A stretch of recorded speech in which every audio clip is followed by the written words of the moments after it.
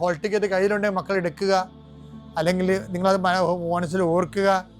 പഠിക്കാൻ പറ്റാത്ത വിഷയങ്ങളുണ്ട്, ആ വിഷയവുമായിട്ട് ബന്ധപ്പെട്ട വിഷയങ്ങൾ മക്കൾ കയ്യിലെടുക്കുക. എൻ്റെ കർത്താവിൻ്റെ ഉന്നതമായ നാമത്തിൽ, സഭയുടെ അധികാരത്തിൽ, കുരിശിൻ്റെ അടയാളത്തിൽ, ദൈവത്തിൻ്റെ ശക്തിയാൽ നിൻ്റെ എല്ലാ ജീവിത തടസ്സങ്ങളെയും, നീ ആഴ്ച നേരിടാൻ പോകുന്ന മുഴുവൻ ദോഷങ്ങളെ ഈശോ നാമത്തിൽ ബന്ധിക്കുന്നു. പിതാവും പുത്രനും പരിശുദ്ധാത്മാവായ സർവ്വശക്തനും നീക്കുവാമേ. എൻ്റെ പ്രിയപ്പെട്ടവരെ, ഞാൻ ഇന്നലെ നിങ്ങളോട് പറഞ്ഞില്ലേ, ഒരു കാര്യം നമുക്ക് ചെയ്യാൻ പറ്റാതെ ഇടം വരുമ്പോൾ അതിൻ്റെ അർത്ഥം എന്താണ്? അത് നമ്മൾ ചെയ്യാനുള്ളതല്ല, അത് ദൈവം ചെയ്യാനുള്ളതാണ്. അതുകൊണ്ട് അമ്മയും വിളിച്ചുകൊണ്ട് ദിവ്യകാരുണ്യത്തിൽ പോകണമെന്നല്ല ഇന്നലെ പറഞ്ഞത്. ഇനി ഈശോ ഇങ്ങനെയുള്ള എടുത്താൽ പൊങ്ങാത്ത കാര്യം എങ്ങനെ ചെയ്യണമെന്ന് ഈശോ പറയുന്നുണ്ട്. അതാണ് അപ്പനെ കൊണ്ട് ജയിക്കണമെന്ന് ഈശോ പറയണത്. എടുത്താൽ പൊങ്ങാത്ത കാര്യം, അതുപോലെ വലിയ കാര്യങ്ങളില്ലേ, അതെന്ത് ചെയ്യണം? അത് അപ്പനെ കൂടി അതിൻ്റെ അകത്ത് കൂട്ടി ഇറക്കണമെന്ന്.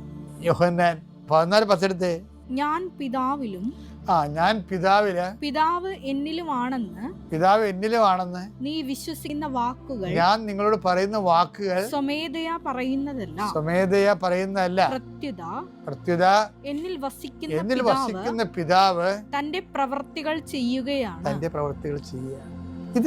ഇതൊരു ഭയങ്കര രസമുള്ളൊരു ഇക്വേഷനാണ്. അതായത് നമ്മൾക്ക് ഒരു കാര്യം എടുത്താൽ പൊങ്ങാതെ വന്നാൽ നമ്മൾ തന്നെ അതിൻ്റെ അകത്ത് കഷ്ടപ്പെട്ട് എടുക്കണമെന്നല്ല അതിനർത്ഥം. ദൈവത്തെ ആ ലിഫ്റ്റിങ്ങിൽ പങ്കാളിയാക്കണമെന്നാണ്. അപ്പം ചില കാര്യങ്ങൾ മനുഷ്യന് എന്തും ചെയ്യാൻ പറ്റുമെന്നുള്ളതാണ് എനിക്ക് മനസ്സിലായത്. ഇപ്പം ഞാൻ ഓർക്കുകയും ഈ ഫ്രാൻസിസ് അസീസിയൊക്കെ ഇല്ലേ, 45 വർഷമേ ജീവിച്ചിട്ടുള്ളൂ.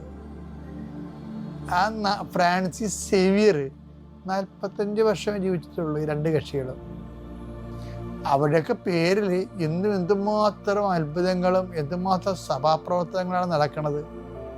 അവരാണ് ചെയ്യണത്, അതല്ല. അവരിൽ ക്രിസ്തു വസിച്ചുകൊണ്ട് ക്രിസ്തു ചെയ്യുന്ന കാര്യങ്ങളാണ്. ഇതിലെ കുറിച്ച് കുറച്ചൊക്കെ മരിക്കുമ്പോൾ 24 വയസ്സേ ഉള്ളൂ. ഇപ്പം നമുക്ക് കാർലോ അക്വിറ്റസ് ദിവ്യകാരുണ്യത്തിൻ്റെ സ്വന്തം വിശുദ്ധനാണ്. അപ്പം അവരെന്താ ചെയ്തിരുന്നത്? എൻ്റെ ദൈവത്തിലെ ഇങ്ങനെ 60 കൊല്ലമേ 90 കൊല്ലമേ വിശ്വാസിയായി ജീവിക്കണമല്ല. അക്വിറ്റസിന്